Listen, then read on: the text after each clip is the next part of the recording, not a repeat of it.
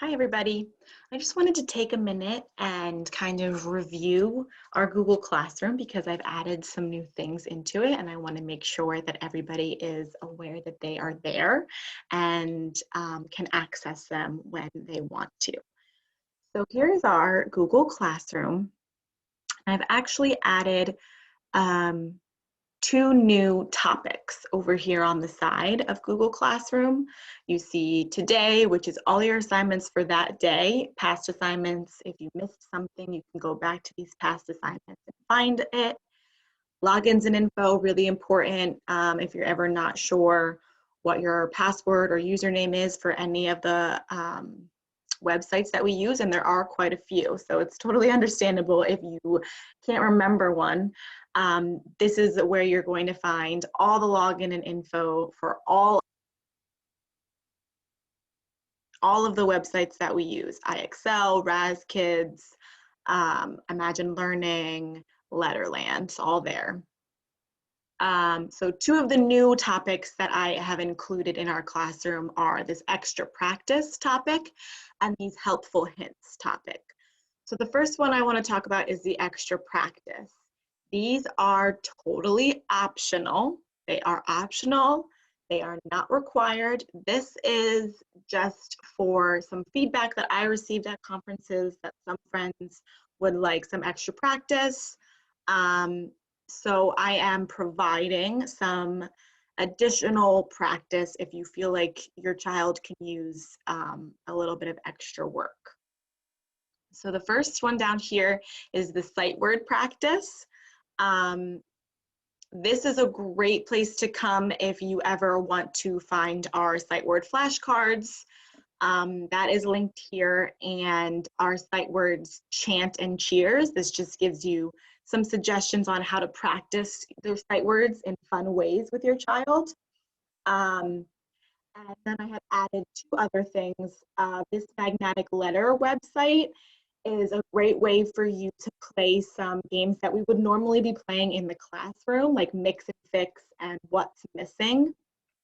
And I have explained those two activities actually up here. I've given you kind of a step-by-step of how to play those two activities if you're interested in those two sight word games. And this website is basically just an interactive magnetic board where you slide the letters up like you would if we were in the classroom and we were using magnetic letters. And then this last one down here is the blending board. This is new.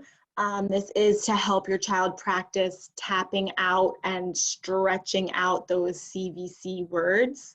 So if the word is Rob, you would practice with your child pointing to each letter as they're sounding out R-A-B.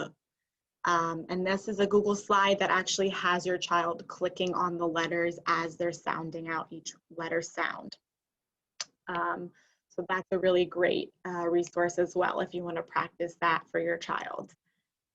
So I can keep adding things to this as I find activities or websites that I think are helpful. I will continue to add to it. And then this up here is some additional math practice. These are optional. It is going to be an assignment rather than a material, which does make it a little bit different, but to make copies of each thing for you guys, I have to make it an assignment. So it's still not a required assignment. It's not graded. It's totally optional, even though it's going to come up as you've been assigned this. You do not have to do it. It's only if you want your child to do a little bit of extra math practice. So each of these Google slides, just practice some of the math skills that are important for our kindergarteners. We're going to do a little bit of counting on to add in this first one with the bugs on the leaf. And then this is the number bonds is focused on the add the two numbers, the two dots that are on those domino cards, and continuously counting and kind of putting those together to what they equal. And then the 5-a-day math is kind of 5 little simple math activities that you can do per day with your child. There's 3 slides, so that would give you like 3 weeks of work if you did do them every day, which you don't have to. It's counting, coloring in a number, and then drawing it and putting it on a 10 frame. So things that they're already familiar with. But again, this is just to give them a little extra practice if you're feeling like your child needs that. And then the second new topic that I put in over here is the helpful tips. As I am learning more about the websites we're using and things that are causing some struggles, I'll continue to add some things into this topic. The first one I have added is the Bridges Workplaces Help that Mrs. Reeves actually put together for us. This just gives you kind of a step-by-step if you're having trouble with Bridges Workplaces, which I know some people do. This kind of just gives you maybe a more specific overview of the buttons that you can press, and if you were having an issue, maybe this will help you out with the Bridges Workplaces, because we do assign those quite a bit and they are a great review for the kids. So if you're having some problems, take a look at that document, see if any of those tips help you out. All right, so that is it. I just wanted to, let you know that there were some new things in the Google Classroom so that you can access them and use them for your child to help them be even more successful this year. All right, thanks.